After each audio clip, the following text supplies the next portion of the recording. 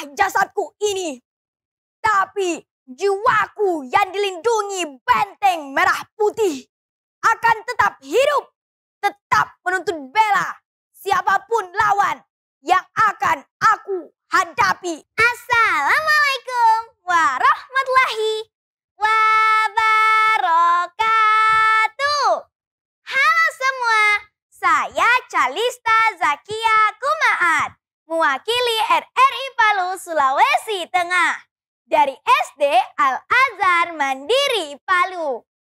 Hari ini saya akan bercerita tentang salah satu pahlawan yang paling saya kagumi dalam sejarah perjuangan Indonesia. Ia adalah sosok yang pantang menyerah dan teguh dalam pendirian. Siapa lagi kalau bukan Jenderal Sudirman? Ia adalah pemimpin tertinggi pertama dalam sejarah ketentaraan Indonesia. Pada akhir tahun 1948, Belanda akan kembali menyerang ibu kota Republik Indonesia, yaitu Yogyakarta. Jenderal Sudirman menemui Presiden Soekarno dan mengajaknya bergerilya di hutan. Namun, Presiden Soekarno menolak ajakan Jenderal Sudirman dengan berkata, "Dimas, saya ini presiden. Tempat saya di sini. Tugas saya melakukan diplomasi. Ini jalan perang saya. Kalau Dimas itu seorang tentara, maka tempat Dimas adalah di medan pertempuran.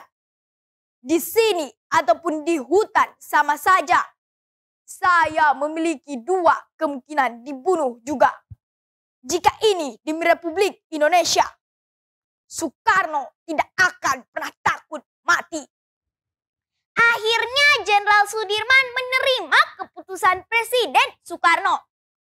Namun Presiden Soekarno kembali menyarankan agar Jenderal Sudirman istirahat saja di rumah karena mengingat penyakit yang ia derita.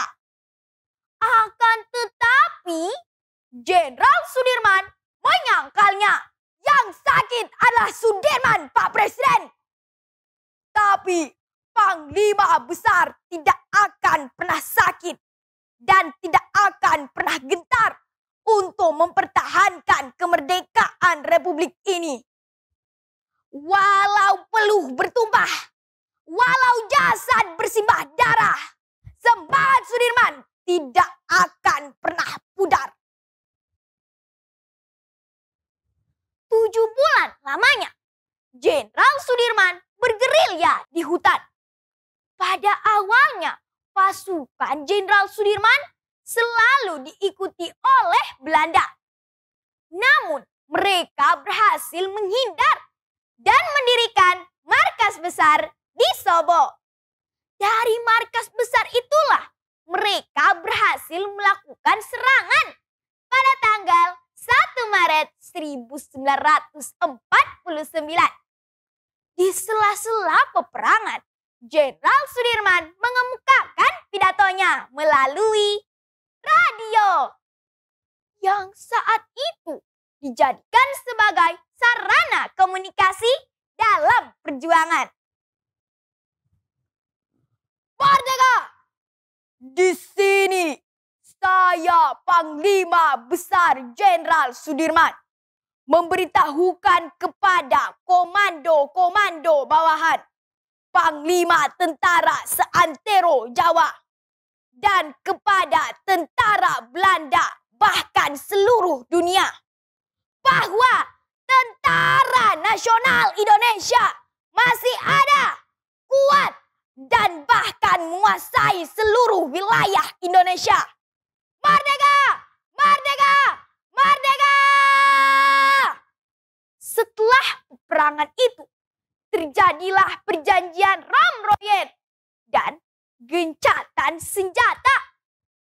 Kemudian Presiden Soekarno meminta agar Jenderal Sudirman kembali pulang ke Jogja karena mengingat penyakit paru-paru yang ia derita.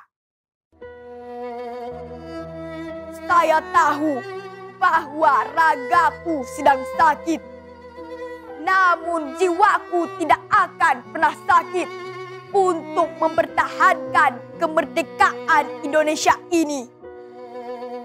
Maka dari itu, anak-anakku, tentara Indonesia, kamu bukanlah sekedar sewaan.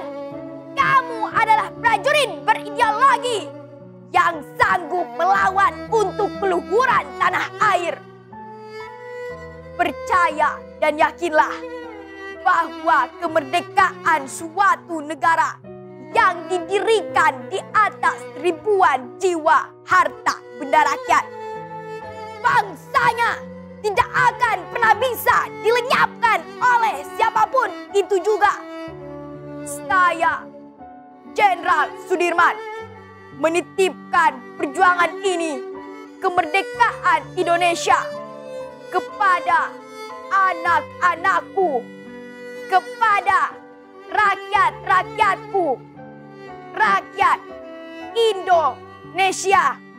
Jadi teman-teman, pesan dari cerita yang saya bawakan adalah dalam membela negara, kita harus siap dalam mengorbankan jiwa, raga, bahkan nyawa sebagai bentuk kecintaan kita terhadap bangsa Indonesia. Wassalamualaikum warahmatullahi wabarakatuh.